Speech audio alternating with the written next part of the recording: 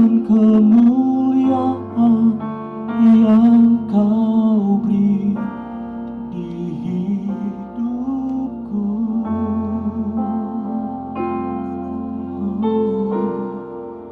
Sebab Tuhan Allah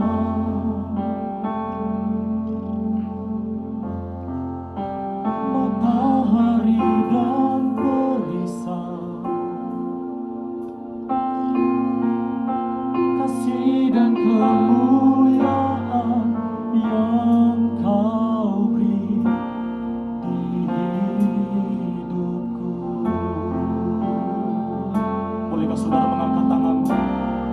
Sebab lebih baik satu hari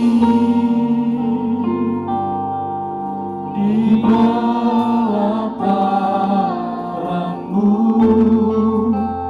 daripada 1000 hari di tempat lain. Berikan tepuk tangan sorak-sorai bagi Tuhan Yesus. Sebab Tuhan Allah sungguh matahari dan perisai, biar kasih dan kemuliaan yang Kau beri di hidupku. Nikmati pujian ini saudara. Sebab Tuhan Allah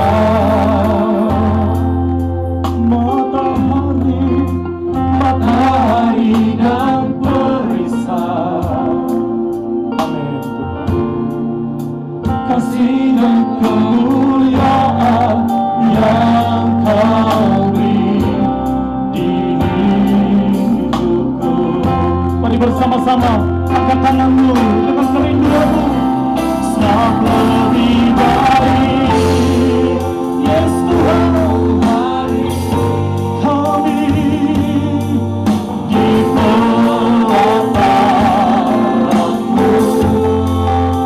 daripada 1000 hari di tempat lain. Sekali lagi sama-sama. Sebab Tuhan Allah, amin Tuhan, matahari dan perisai, kasih dan kemuliaan yang Kau beri di hidupku. Lagi katakan sebab Tuhan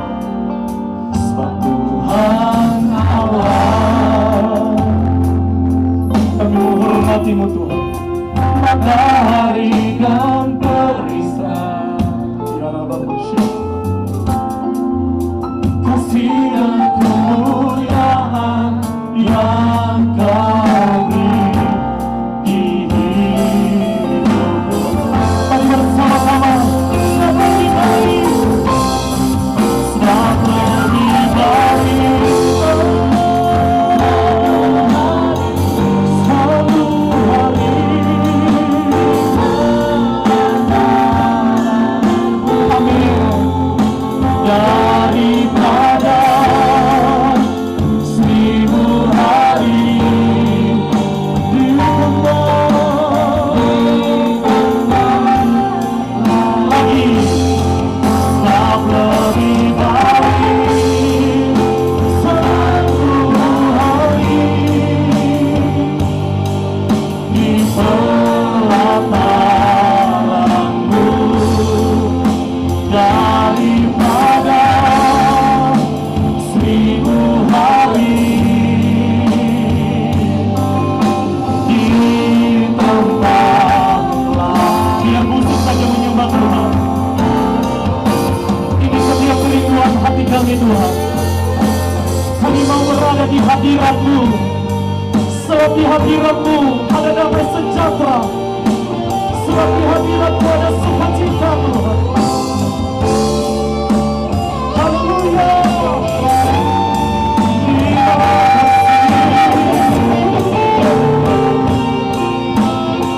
Ini setiap hati kami, Engkau setia. Terima kasih Tuhan Yesus, terima kasih.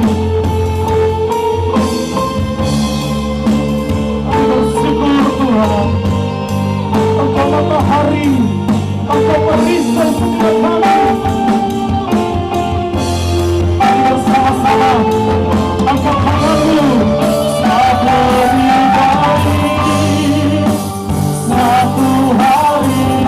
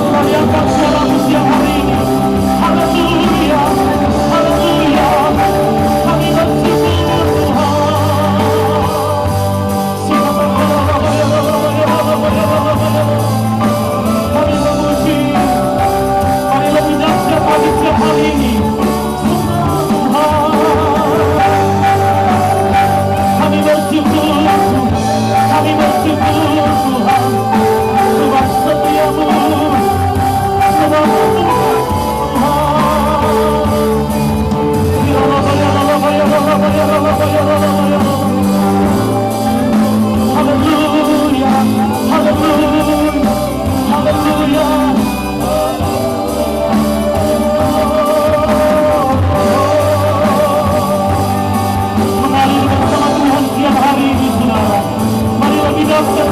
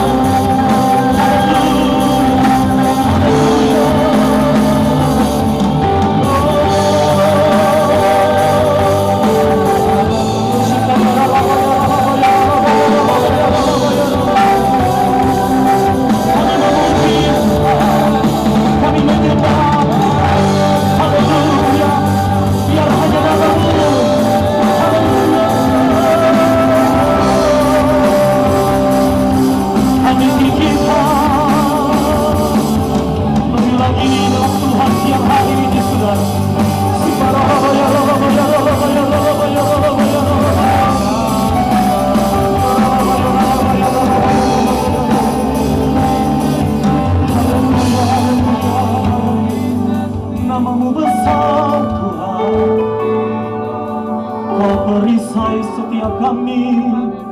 Haleluya, haleluya. Keperkasaan-Mu Tuhan melebihi dari apapun juga. Bersyukur, bersyukur.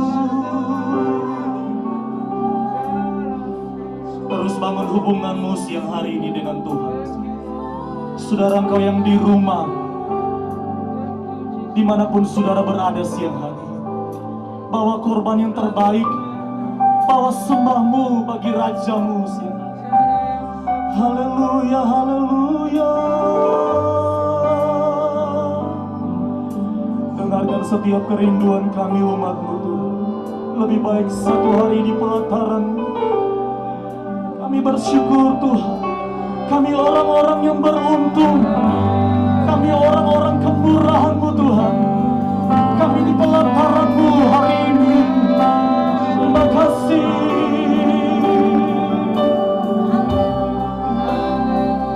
Haleluya, haleluya.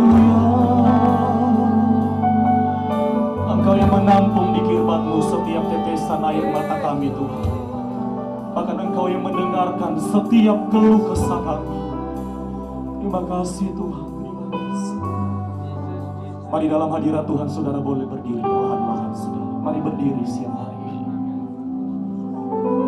Bolehkah saudara mengangkat tanganmu melebihi kepalamu? Bentuk penghormatan kita kepada Raja kita. Dia Raja yang dahsyat saudara. Dia Allah yang menyertai kita. Dia Allah Immanuel. Mari berikan tepuk tangan sorak-sorak yang terbaik. Haleluya. Kaulah segala. Amin Tuhan.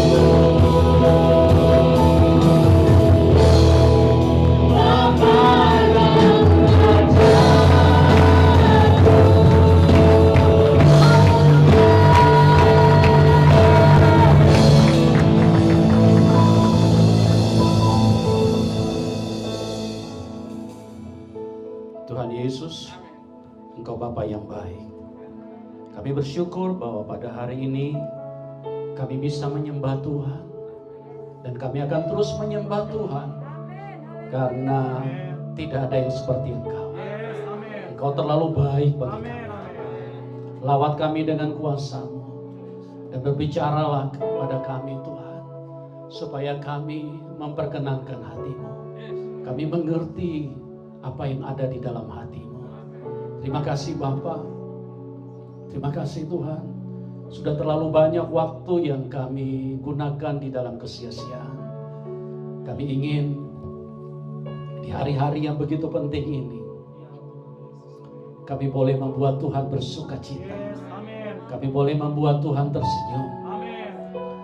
Karena itulah yang menjadi dasar kehidupan kami. Terima kasih Bapa, lawat kami dengan kuasa-Mu, dan kami siap diberkati Tuhan. Di dalam nama Tuhan Yesus, semua yang percaya berkata, amin. Puji Tuhan. Selamat siang Bapak Ibu. Apa kabar? Ya, puji Tuhan. Terima kasih.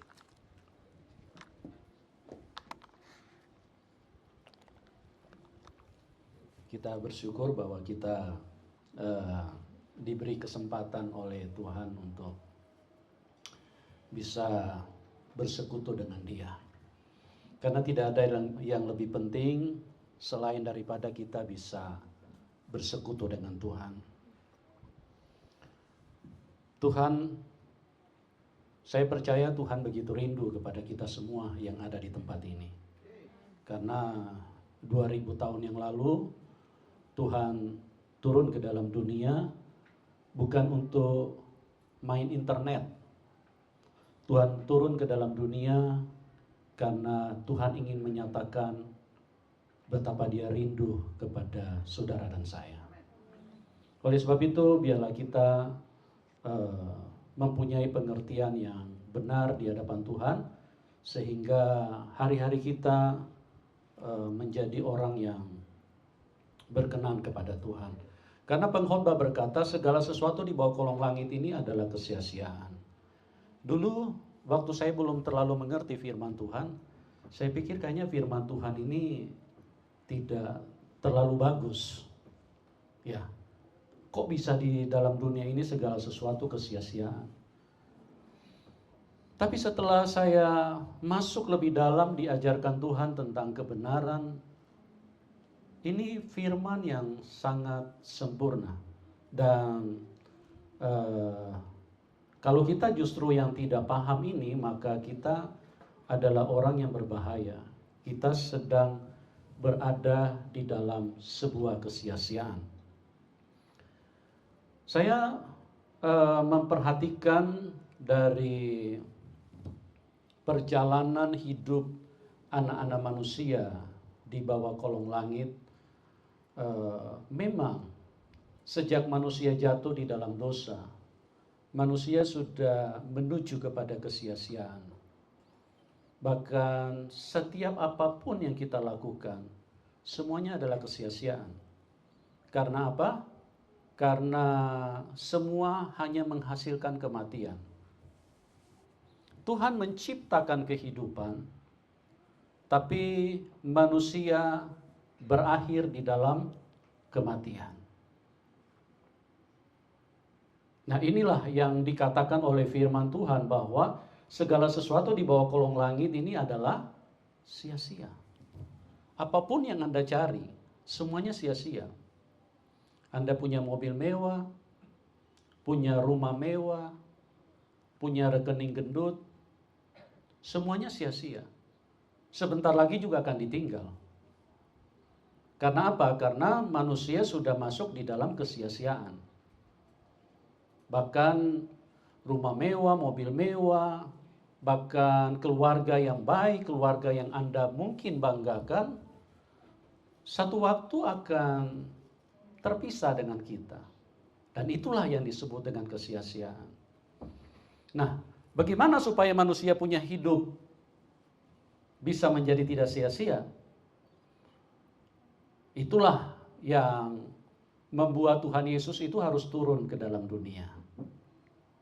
Harus ada di antara kita. Untuk memulihkan. Untuk merubah kehidupan yang sia-sia itu. Untuk diperbaharui. Makanya dikatakan firman Tuhan. Bahwa siapa yang ada di dalam Kristus. Dia adalah ciptaan baru. Artinya semua yang kesia-siaan itu disingkirkan Tuhan di dalam hidup kita. Semua yang tidak berguna itu, semua kebodohan yang telah dijalani manusia selama ini, itu disingkirkan oleh Tuhan. dengan menghadirkan sebuah kehidupan yang baru, kehidupan yang sangat menyenangkan manusia, yang sangat dibutuhkan oleh manusia. Karena itulah hakikat daripada kedatangan Tuhan 2000 tahun yang lalu. Dan saya pikir kita seharusnya siang dan malam bersyukur untuk hal itu. Siang dan malam kita seharusnya ada di dalam pujian dan penyembahan. Ya, pujian dan penyembahan tidak berarti Anda harus nyanyi terus. Karena kalau Anda nyanyi terus, takutnya gigi kita bisa keseleo. Ya, artinya setiap apa yang Anda pikirkan itu harus menyenangkan hati Tuhan. Itulah sebuah penyembahan. Setiap apa yang Anda katakan itu harus menyenangkan hati Tuhan.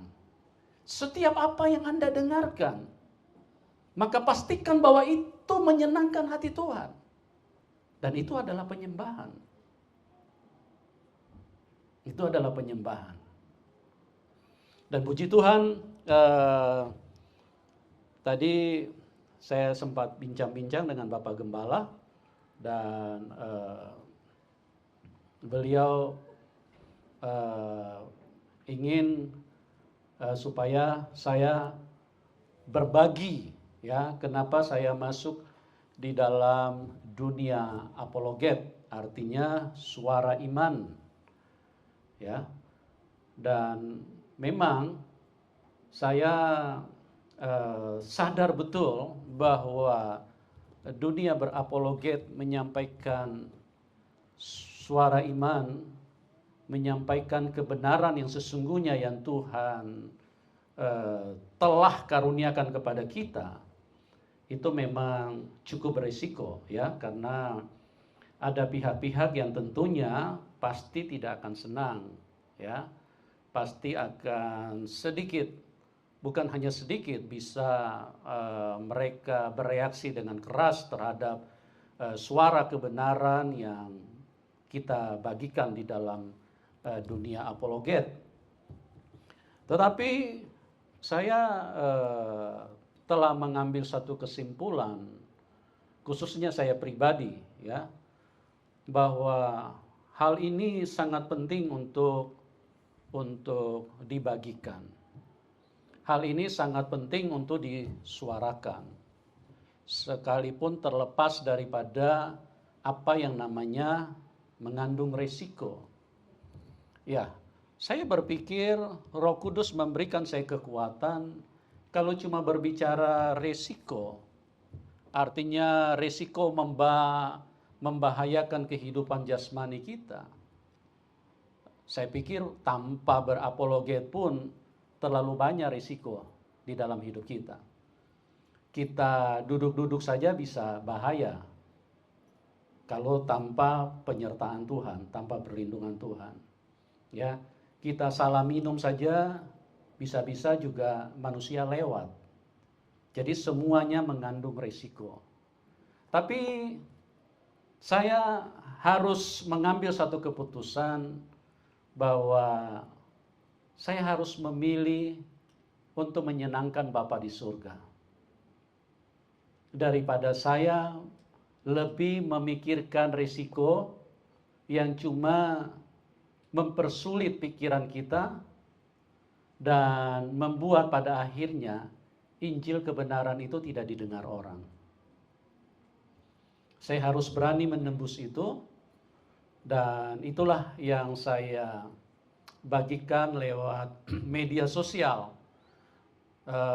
Yang mungkin Bapak Ibu ada yang pernah melihat, itulah yang saya bagikan terus. Supaya apa? Karena saya ingat kepada pengorbanan Tuhan. Pengorbanan Tuhan yang begitu luar biasa.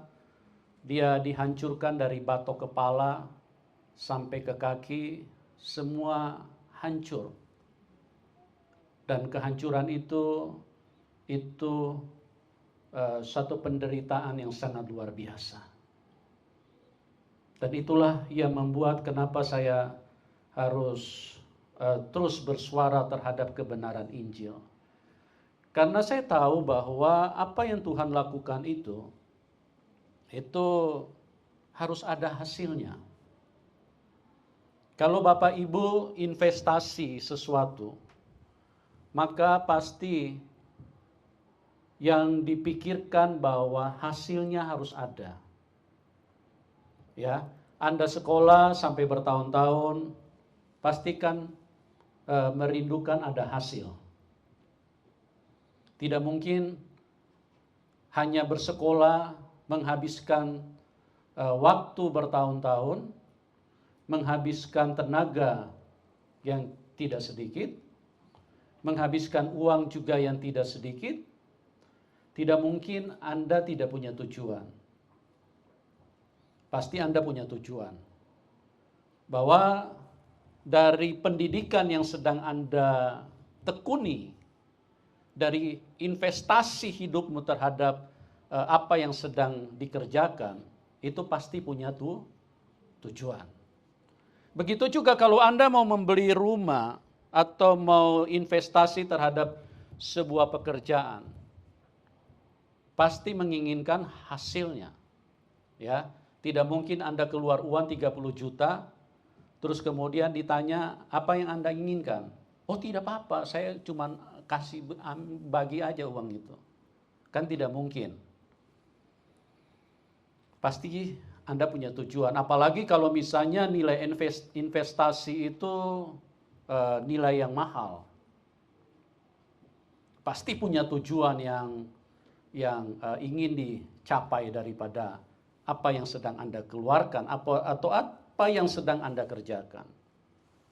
Nah, saya percaya di dalam hidup ini kalau kita mau beli satu benda yang mahal, kita pasti punya tujuan. Ya.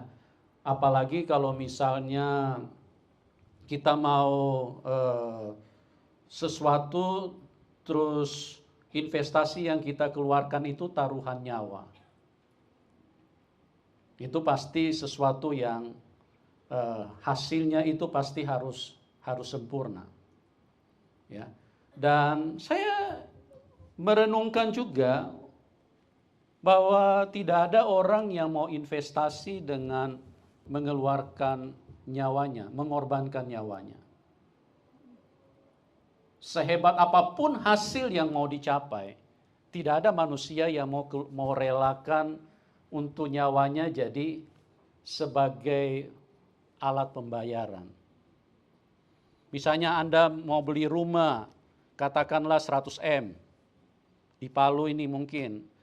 Di Palu kalau 100 M mungkin sudah ukuran rumah yang sangat mewah, yang sangat spesial. Terus Anda keluarkan itu begitu mahal. Ya. Atau mungkin ada barang yang sangat luar biasa yang menjadi incaran daripada hidupmu. Siang dan malam Anda berpikir tentang barang itu. Mungkin Anda tidak bisa tidur karena di dalam ingatan, kapan barang itu bisa menjadi milik saya. Dan satu ketika, karena saking kepengennya hidupmu untuk memiliki barang itu, dan pada waktu Anda bertanya kepada orang yang mempunyai barang itu, berapa harga barang ini? Terus kemudian orang yang memiliki barang itu mengatakan, kamu boleh bawa ini barang. Tetapi kau harus bayar dengan nyawamu. Saya percaya mungkin pasti Anda mundur.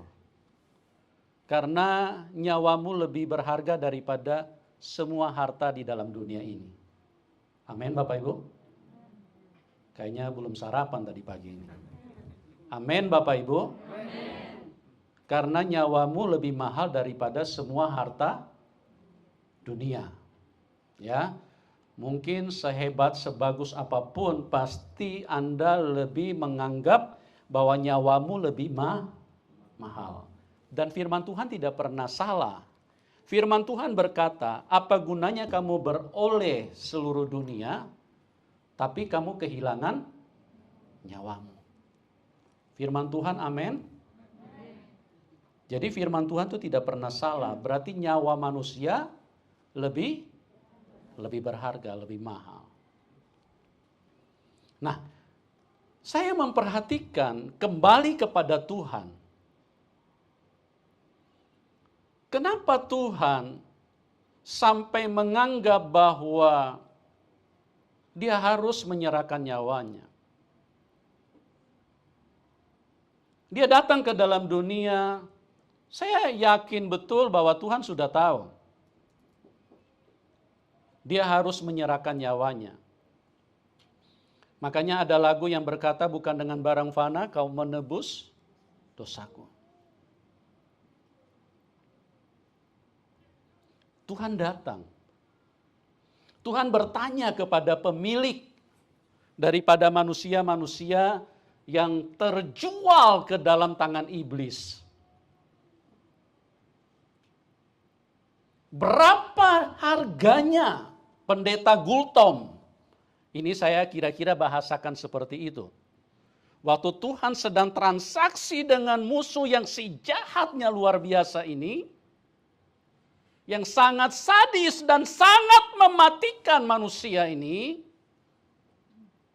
berapa harganya pendeta Gultom? Pertanyaan Tuhan kepada iblis.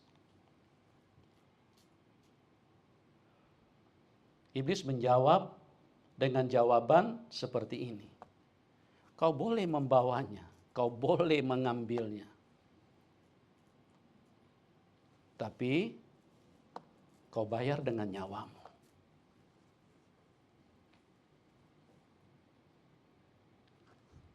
Iblis berkata, kau boleh bawa dia.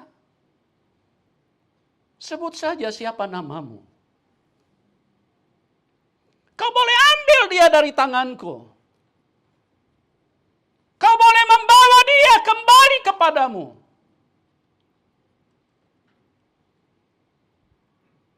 Tapi bayar dia dengan nyawamu.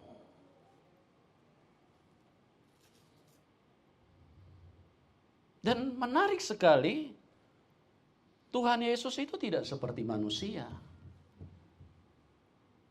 Dulu saya ingat beberapa puluh tahun lalu, ada satu orang kaya yang dia dirampok pada malam hari, dan ada penjahat yang datang dengan membawa senjata, dan kemudian dia ditodongkan pistol. Jadi penjahat waktu itu, serahkan semua hartamu. Atau disuruh memilih orang ini, harta atau nyawa. Jadi orang itu berkata, ambil saja semuanya.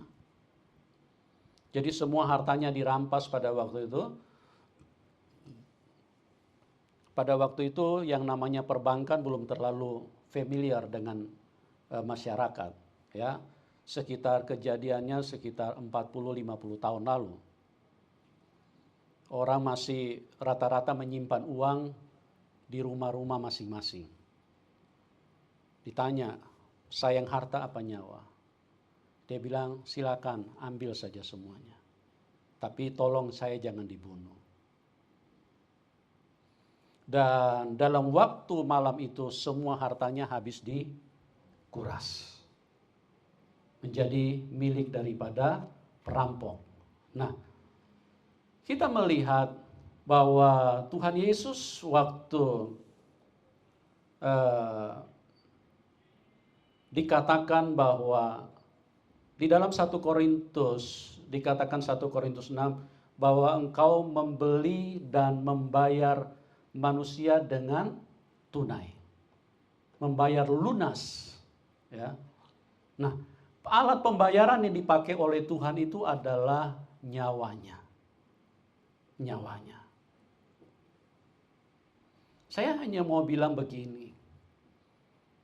Tolong sejenak kita renungkan betapa Satu jiwa itu sangat mahal di mata Tuhan. Engkau sangat berharga di mata Tuhan. Tuhan pernah memberikan penjelasan, apa gunanya kamu memiliki satu dunia? Apa gunanya kamu memperoleh satu dunia? Bukan hanya Kota Palu, bukan hanya Indonesia. Apa gunanya kamu memiliki satu dunia? Tapi kamu kehilangan nyawamu.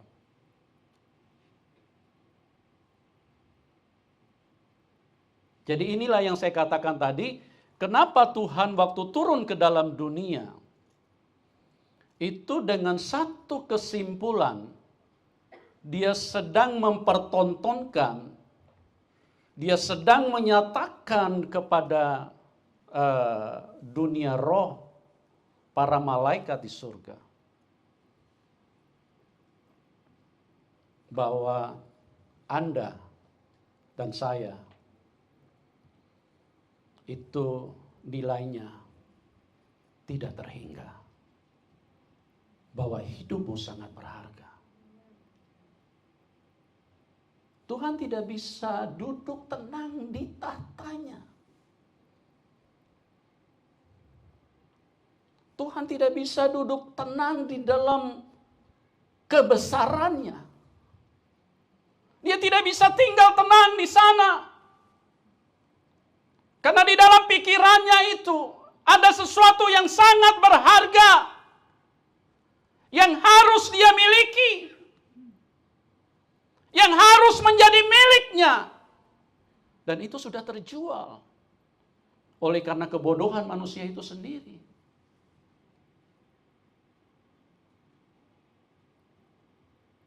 Dan inilah yang menggelisahkan Tuhan. Sekalipun waktu Tuhan bertanya, berapa harga manusia? Tuhan tahu.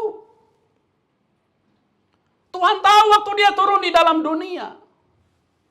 Maka dia akan dijadikan onde-onde di dalam dunia ini.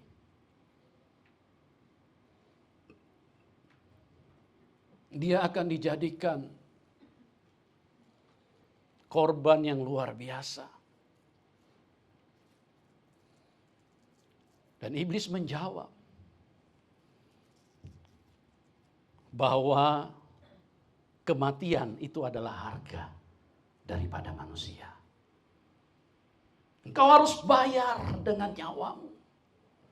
Kenapa sampai iblis menetapkan kematian? Ya, karena ini juga menjawab kepada kita orang-orang Kristen, orang-orang yang menyembah Tuhan, supaya kita paham, kita mengerti bahwa iblis ini makhluk yang sangat kejam. Yohanes 8 ayat 44. Iblis adalah pembunuh manusia sejak semula. Iblis adalah pembunuh manusia sejak semula. Banyak orang Kristen ini tidak mengerti. Mereka pikir terlahir di dalam dunia ini seperti satu sukacita besar. Tidak, saudaraku. Kebenaran tidak mencatat seperti itu. Kalau Anda mau baca tentang kehidupan yang sesungguhnya, nanti pulang di rumah baca Ayub pasal 3. Karena kita tidak punya waktu, saya tidak bisa jelaskan sampai ke situ. Jadi di situ dulu saya waktu baca ini, saya menganggap ini Ayub ini sepertinya orang tidak tahu bersyukur. Karena dia mengutuki hari kelahirannya di situ. Dia kutuk habis hari kelahirannya. Dulu saya pikir ini Ayub ini apa-apaan ini. Kayaknya tidak cocok dia dibilang hamba Tuhan. Kayaknya dia tidak tahu bersyukur dengan hari, dengan kelahirannya. Tapi setelah saya renungkan firman Tuhan itu tidak pernah salah. Saya olah dengan Roh Kudus yang terus Saya cari kebenaran ini apa sesungguhnya. Kenapa kok Ayub ini mengutuki hari kelahirannya? Ya, ternyata memang itulah yang benar. Manusia terlahir sebagai makhluk hidup. Diciptakan dalam kebahagiaan oleh Tuhan. Tapi waktu manusia masuk ke dalam dunia ini, dia harus berhadapan dengan kematian yang sangat mengerikan. Karena tidak ada orang kalau lagi ada kematian, terus kemudian dia sambil tertawa. Saudara saya sudah mati. Air mata berlinang di antara keluarga. Tapi kematian tidak punya belas kasihan. Karena apa? Karena dunia ini dikuasai oleh iblis. Anda bisa baca di Yohanes 12 ayat 31. Catat saja, Yohanes 14 ayat 30. Yohanes 16 ayat 13. Bahwa iblislah penguasa dunia ini. Waktu Tuhan Yesus datang, dia harus datang menyelesaikan itu. Dia harus bereskan ini. Musuh yang sangat keji. Yohanes 10 ayat 10 berkata, pencuri datang hanya untuk mencuri, membunuh, dan membinasakan. Kalau kita mengerti ini, maka kita akan menjadi hati-hati sekali di dalam perjalanan iman kita. Karena kita ada di dunia yang sangat jahat. Dunia yang sangat mematikan. Dunia yang sangat berbahaya buat kita. Justru karena dunia ini sangat jahat, maka Tuhan Yesus harus tinggalkan tatanya untuk ada di tengah-tengah dunia yang sangat berbahaya buat manusia. Untuk apa? Bukan untuk menikmati dunia, tapi untuk berperang melawan dunia.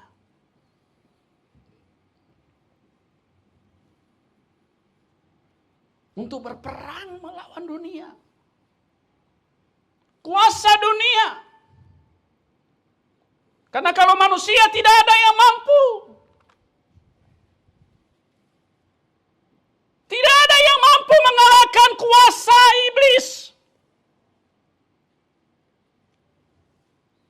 Saya mau beritahu kepada Anda. Adam dan Hawa itu ada di Taman Eden, teman. Ada di Taman Eden. Kehidupan yang sangat kudus. Kehidupan yang sangat suci, yang sangat bergairah, yang sangat menyenangkan.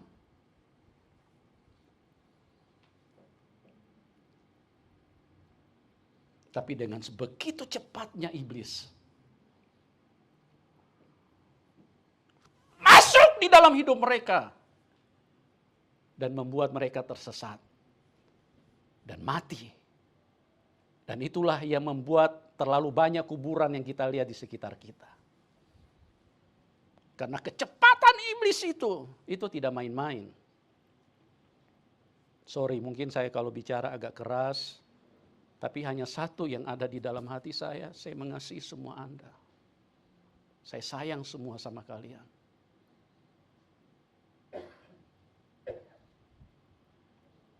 Karena kalau kita tidak mengerti kecepatan iblis, mohon maaf ya, tidak mungkin ada yang selamat. Memang Tuhan juru selamat. Tuhan sudah memberikan keselamatan itu. Tapi kadang-kadang kita lalai mengerti tentang iblis ini dengan benar. Adam dan Hawa bukan lagi di diskotik, bukan lagi sedang goyang-goyang mabok ini, narkoba. Enggak, ada di taman Tuhan. asik mereka dengan persekutuan yang begitu luar biasa dengan Tuhan yang maha baik. Apa yang kurang di situ? Oh, luar biasa itu persekutuan. Adam dan Hawa bukan sedang transaksi narkoba, bukan sedang jual-jual mafia, bukan. Tidak, teman. Mari renungkan baik-baik firman Tuhan. Mereka tidak sedang melakukan prostitusi, sedang berzina, terus pesta seks di situ, tidak. Mereka sedang ada di dalam persekutuan yang begitu luar biasa dengan Tuhan. Dan belum ada orang jahat di situ yang ngajak-ngajak. Itu tetanggamu cantik. Ayo main mata sama dia. Belum ada orang jahat di situ. Bisa nangkap ini Bapak Ibu? Bisa nangkap? Tapi kemampuan iblis loh. Saya tidak sedang meninggikan iblis. Kalau saya meninggikan iblis, saya jadi hamba dia. Saya sedang menelanjangi iblis supaya kita tahu bahwa berurusan dengan makhluk ini tidak main-main. Tidak main-main.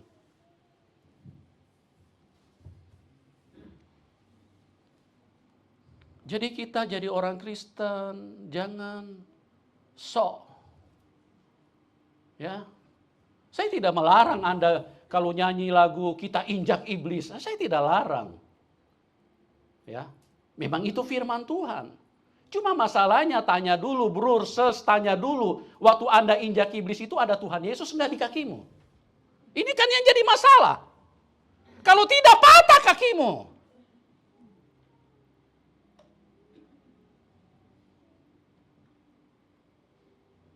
Karena apa? Karena iblis ini, saya tidak sedang memuji dia, saya sedang memberitahu bahwa Anda harus sampai kepada satu konsep di mana Tuhan Yesus berkata, aku dan Bapa satu. Amin. Amin. Aku dan Bapa satu. Artinya Anda harus membangun hubungan dengan Tuhan yang tidak terpisahkan sedikit pun. Di mana Bapa, di situ Anda. Di mana Anda, di situ Bapa. Ya? Jangan di mana Anda, di situ selingkuhan. Ya. Mudah-mudahan bisa connect ya. Puji Tuhan. Di mana Bapa, di situ anak. Di mana anak, di situ Bapa. Di mana gereja, di situ Tuhan. Di mana Tuhan, di situ gereja. Amin. Jangan gereja lari sendiri. Tuhan nggak tahu di mana.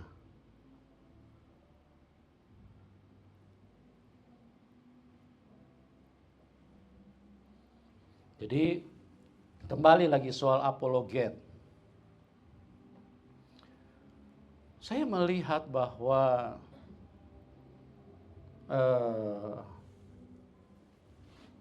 kebenaran itu sejak dari semula sudah diselewengkan, disesatkan oleh si jahat. Dialah bapa pendusta. Iblis adalah bapa pendusta. Nah, kembali kepada tadi, saya mengatakan bahwa Tuhan investasi nyawanya di dalam hidup ini. Tuhan memberikan nyawanya untuk membeli, bukan membeli Avanza, ya, tapi membeli, sebutin, gak usah sebutin kuat-kuat, di dalam hati saja, sebutin namamu. Tuhan itu membeli kita.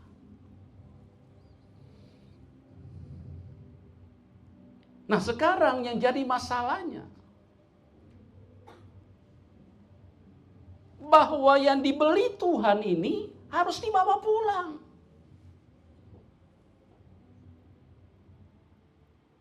Betapa demikian, kalau dia sudah membayar dengan darahnya yang mahal, tapi barangnya tidak bisa dibawa pulang. Bisa nangkap ini? Tapi tidak bisa dibawa pulang. Kenapa tidak bisa dibawa pulang? Ya, karena penyesatan ini ada di mana? Penyesatan ini ada di mana-mana. Penyesatan ini dimulai dari mana? Dari Taman Eden. Dari Taman Eden, Bapak Ibu. Makanya tidak heran kalau sekarang ini manusia itu lebih senang dengan kebohongan. Mungkin kalau Anda lihat berseliweran berita-berita di media-media yang kita saksikan, kayaknya manusia lebih senang dengan berita-berita kebohongan.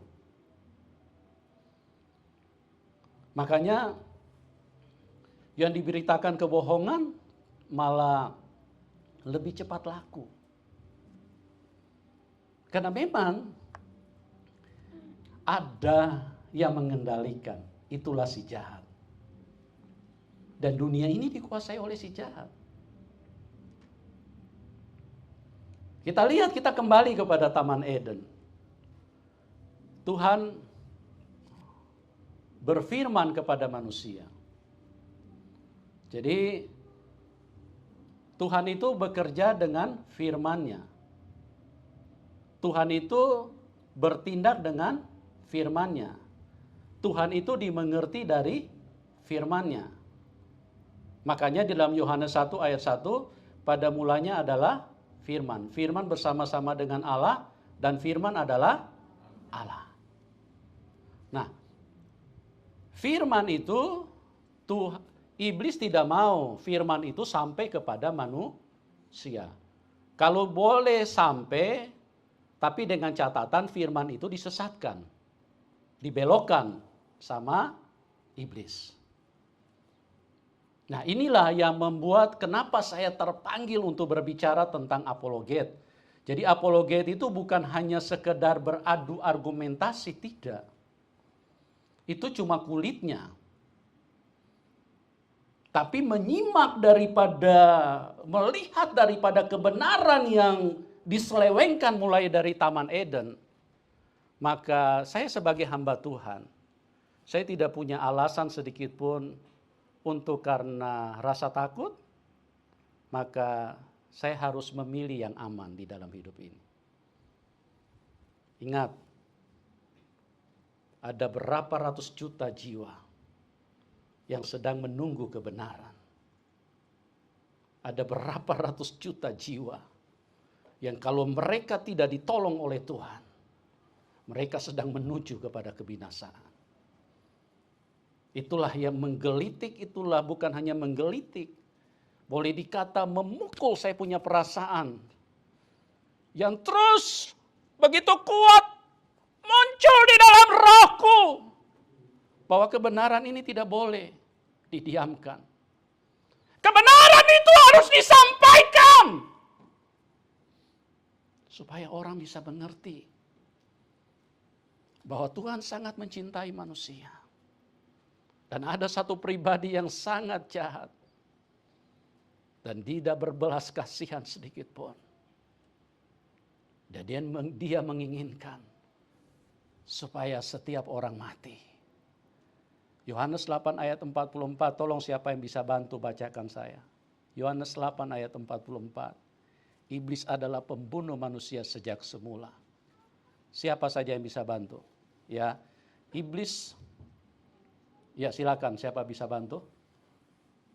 Iblislah yang menjadi bapamu, dan kamu ingin melakukan keinginan bapamu. Ia adalah pembunuh manusia sejak semula. Siapa pembunuh manusia, Bapak Ibu? Iblis. Udah jahat sekali ini. Dia menghilangkan hak hidup manusia. Dia menghilangkan hak asasi manusia. Dia tidak senang kalau Anda duduk di mobil mewah. Dia tidak senang Anda punya rumah bagus. Dia tidak senang Anda punya pasangan cantik, tampan. Dia tidak senang. Pokoknya dia cari kesempatan bagaimana supaya dia bisa bunuh Anda.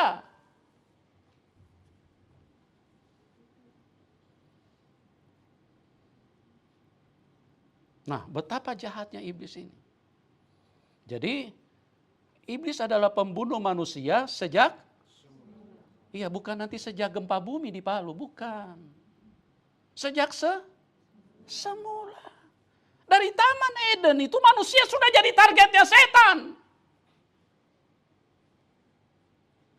Dan inilah berita kebohongan yang dibawa oleh setan untuk memutarbalikkan firman itu supaya manusia jangan percaya firman. Tuhan berkata, jangan makan buah itu. Jangan sentuh buah itu, jangan raba. Karena pada saat kamu memakannya, kamu akan apa Bapak Ibu? Hah? Ya. Pada saat kamu makan, kamu akan mati. Tapi iblis datang dengan kebohongan, rajanya pendusta. Disinilah manusia diberdayakan oleh kebohongan. Manusia datang, iblis datang. Iblis bilang, oh, tentu Allah tidak boleh kamu makan semua buah di taman ini. Dengan kelicikannya begitu busuk, begitu jahat. Makanya jangan anggap enteng kalau ada yang namanya kebohongan di dalam hidupmu. Ya, kalau ada sudah tahu ini bohong, singkirkan. Jangan lama-lama di situ. Anda tidak sadar sebetulnya Anda menjadikan iblis itu bapamu kalau Anda berbohong terus. Kalau sudah tahu itu bohong, singkirkan. Jangan terus dipelihara kebohongan. Iblis datang bilang, oh, karena Allah tahu. Kalau kamu makan nanti matamu terbuka, kamu jadi sama seperti siapa? Seperti Allah. Kebohongan yang paling pertama masuk, manusia mempercayai. Manusia berpikir, iya ya. Manusia lihat, wih ini buah ini. Bagus. Menarik hati.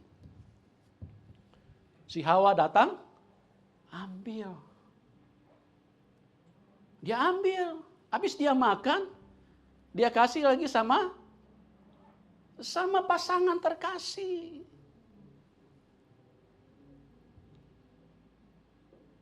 Dia bagi sama Hawa sehidup semati. Dia kasih makan nih. Ini makan ini. Aku sudah makan nih. Nah, Adam pun mengambil, makan. Jadi Adam tidak nurut Tuhan, tapi dia nurut sama Hawa, sama istrinya. Makanya perhatikan teman-teman ibu-ibu ya. Maaf ya, harus cinta Tuhan. Karena kalau Anda tidak cinta Tuhan, nanti Anda bisa jadi racun buat suamimu. Maaf ya. Harus cinta Tuhan. Bukan cuma cinta suami. Cinta suami nanti Anda bawa buah lagi. Ini makan. Nah, itu kan? Nah, cinta Tuhan. Jadi kalau Tuhan sudah berfirman, sudah tahu salah, dengar kata Tuhan.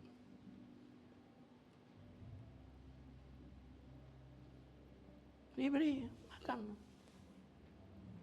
Nah si Adam pun dimakan sama dia. Jadi begitulah Bapak Ibu yang saya kasih di dalam Tuhan, bahwa kebohongan ini terus menjalar seperti penyakit kanker di dalam hidup manusia. Jadi firman ini jadi targetnya iblis supaya apa? Supaya manusia jangan hidup sesuai dengan firman. Makanya itulah yang membuat saya tampil untuk berbicara tentang iman itu. Bukan untuk memperlihatkan argumentasi itu tidak penting. Yang penting itu firman ini harus dikenal orang. harus didengar oleh setiap telinga, harus dengar firman. Karena hanya firman yang bisa menyelamatkan manusia. Di luar kebenaran, manusia tidak bisa selamat. Karena hanya kebenaran yang menuju jalan kepada kebenaran dan hidup. Hanya kebenaran yang bisa bawa manusia kepada keselamatan. Sekalipun risikonya besar. Itulah yang memacu saya. Dengan waktu yang sangat singkat ini, saya punya dua pilihan. Saya mau diamkan kebenaran ini, atau saya mau suarakan lewat mulut saya. Mulut saya tidak hanya dipakai untuk makan nasi padang. Ya, dipakai yang penting ini bicara Injil, ini kebenaran. Bukan hanya dipakai untuk makan roti, tapi untuk menyampaikan ini firman yang selalu diselewengkan oleh iblis itu. Supaya jangan sampai orang mengenal firman. Karena firman itulah yang menyelamatkan. Firman itu adalah kebenaran. Makanya Tuhan Yesus berkata, Yohanes 14 ayat 6, Akulah jalan, kebenaran dan hidup. Tidak ada seorang pun yang dapat datang kepada Bapa kalau tidak melalui aku. Ya, mana bisa orang mau datang kepada Bapa di luar Tuhan Yesus? Mana jalannya? Mau jalan tol? Di Palu kan belum ada jalan tol. Mau jalan apa? Mau jalan gunung? Mau lewat laut? Tidak ada jalannya. Tidak ada jalannya. Tuhan Yesus itu datang membuka jalan yang tertutup selama ini. Ini loh jalan. Dan 2000 tahun yang lalu, dia bukan hanya berbicara, tapi dia memperlihatkan jalan itu. Karena satu-satunya manusia yang terangkat ke surga, itulah dia. Dia adalah jalan itu sendiri. Dia bukan hanya datang membawa bergudang-gudang teori. Untuk berbicara yang bikin telingamu mungkin sudah terlalu berat untuk mendengarkan. Tapi dia membawa. Itu menyatakan, menghadirkannya di dalam hidup kita. Ini loh jalan nak. Yang selama ini kalian cari. Kalian kan rindu semua pulang ke surga. Amin Bapak Ibu. Saya percaya tidak ada di sini yang tidak rindu pulang ke surga. Ya, semua pasti rindu pulang ke. Ini loh jalan nak. Akulah jalan kebenaran. Jalan yang tertutup oleh karena dosa. Jalan yang tertutup oleh karena kebohongan iblis. Jalan yang tertutup oleh karena ketidakberdayaan manusia. Tuhan buka jalan itu. Makanya Tuhan Yesus tidak pernah salah. Akulah jalan. Ya, dialah satu-satunya jalan. Tidak ada yang lain. Karena apa dia berkata begitu? Karena dunia sudah tersesat. Sudah tidak ada jalan. Kenapa manusia mati? Karena tidak ada jalan. Manusia datang ke rumah sakit, tanya sama dokter, masih ada jalan tidak dok? Dokter bilang maaf, kami sudah berusaha tapi tidak ada, kami terbatas. Tinggal serahkan aja sama Tuhan. Paling tinggi dokter bilang kasih makan dia enak-enak. Ya kan? Kasih makan dia enak-enak. Karena sudah tidak ada jalan. Kalau sudah begitu tuh berarti dokter sudah ingin bicara tuh dengan tegas, sudah tidak ada jalan nah. Sudah tidak ada jalan ibu. Mau cari jalan di mana? Tapi dengarkan, di dalam Tuhan Yesus selalu ada jalan. Dialah jalan kebenaran. Tidak pernah ada jalan yang buntu di dalam dia. Karena memang dialah jalan itu. Saat tiada jalan, dia buka jalan. Akulah jalan kebenaran. Ya, memang di luar Tuhan tidak ada kebenaran. Mana ada kebenaran di luar Tuhan? Adam dan Hawa saja yang tidak pernah berbuat dosa, sudah tercemari oleh dosa. Adam dan Hawa justru merekalah orang yang paling pertama yang melakukan ketidakbenaran. Dan Tuhan Yesus datang menyampaikan itu. Akulah jalan kebenaran dan hidup.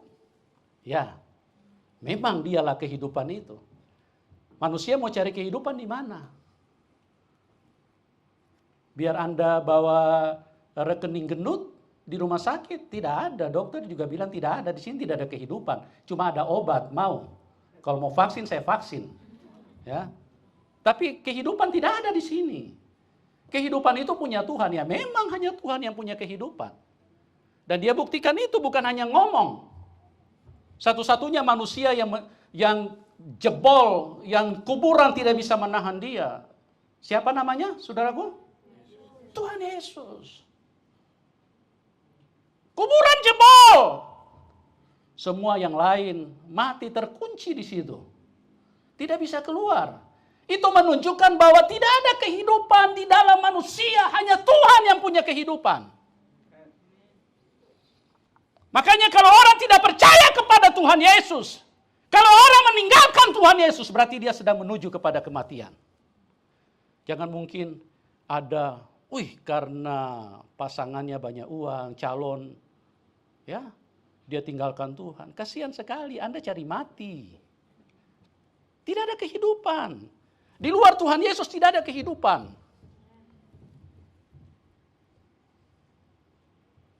Hanya Tuhan Yesus kehidupan. Dan kubur tidak mampu menahan dia. Tidak mampu menahan. Karena dia hidup. Makanya dia disebut Allah yang hidup. Dialah sang kehidupan itu. Kematian tidak bisa membelenggu dia. Nah, di dalam hidup ini manusia paling takut dengan namanya kematian. Itu adalah musuh yang paling ditakuti oleh manusia. Tapi Tuhan Yesus datang. Bukan hanya memberikan jalan. Bukan hanya memberikan kebenaran. Tapi juga dia memberi kehidupan. Betapa luar biasanya. Dia sangat mengasihi hidupmu. Siang dan malam. Yang ada di dalam kehidupan Tuhan. Hanya merindukan Anda. Di dalam Yohanes 14 ayat 2 dia berkata, jangan gelisah hatimu. Di rumah Bapakku banyak tempat tinggal. Ya, di rumah Bapakku banyak tempat tinggal. Di sini kita mau cari tempat tinggal. Kadang-kadang ngontrak. Kadang-kadang kos. Tahu kos? Ya, kos. Tahu? Ya, bayar dulu baru bisa tinggal. Itu namanya kos. Tuhan bilang di rumah Bapakku banyak tempat tinggal. Di sini mau kos saja mungkin hutang dulu deh. Dunia ini terlalu jahat. Makanya pada kesempatan ini saya tidak punya khotbah yang membuat Anda mengerti, oh teologi begini, teologi. Tidak, saya sedang bicara kebenaran kepada kita semua. Bahwa dunia ini sangat jahat. Dan itulah yang membuat kenapa saya, seperti yang Bapak Gembala tadi bilang, begitu teguh menyuarakan Injil itu. Menyuarakan iman. Supaya apa? Supaya kita tidak seharusnya mati. Karena Tuhan investasi sangat mahal Bapak Ibu. Dengan darahnya. Dengan darahnya. Kalau kita tidak bersuara tentang iman. Kita tidak bersuara tentang kebenaran. Siapa yang akan bersuara? Kalau hamba Tuhan tidak bersuara. Apa perlu Tuhan pakai batu lagi untuk bicara? Apa perlu Tuhan pakai keledai lagi untuk bicara? Mana lebih terhormat dengan Anda buka suara, mulutmu dipakai untuk memberitakan iman, memberitakan kebenaran, memberitakan Injil. Daripada mulutmu cuma maaf diisi dengan 32 gigi, dan Anda hanya pakai cuma makan, Anda tidak pernah bersuara kebenaran. Satu kali kelak, semua kita akan berdiri di hadapan Tuhan. Dan siap untuk mempertanggungjawabkan.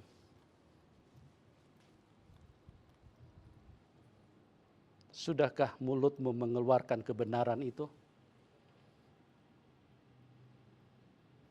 Tuhan berkata, aku mati nak, supaya kebenaran itu bisa bersuara. Supaya kebenaran itu bisa didengar manusia. Aku mati nak dengan cara mengerikan. Supaya kebenaran itu didengar orang lain. Sudahkah mulutmu mengeluarkan kebenaran itu? Atau mulutmu cuma dipakai berantem terus? Cuma dipakai untuk maki-maki orang? Sudahkah hidupmu menjadi alat? Pada mulanya adalah firman, firman bersama dengan Allah, dan firman itu adalah Allah. Dan lewat manakah firman itu akan disuarakan? Kalau bukan lewat mulut saudara dan saya.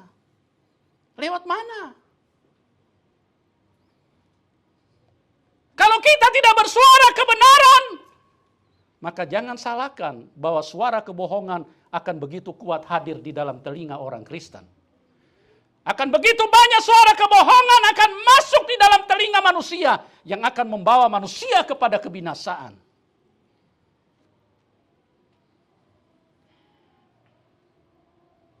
Jadi, pergunakan waktu yang ada. Dengar, hidup itu singkat. Siapa yang tahu? Who knows?